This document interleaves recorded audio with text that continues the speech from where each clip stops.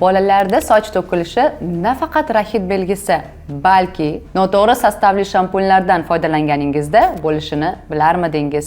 Ha, noto'g'ri eshitmadingiz. Agar siz farzandingizga sostavi to'g'ri kelmaydigan yoki kattalarnikidan foydalansangiz, bolalaringizda soch to'kilishi mumkin. Bundan tashqari, agar noto'g'ri shampunlardan foydalansangiz, bolalarda soch to'kilishidan tashqari qazg'oq bo'lishi, sochlarning qurib ketishi, hatto yaralarning paydo bo'lishiga ham olib kelishi mumkin. Men sizlarga birinchi o'rinda ona va pediatr sifatida bolalarga, chaqaloqlarga mos bo'lgan tarkibli mahsulotni tavsiya qilmoqchiman. Bu Mio Baby brendidagi shampun.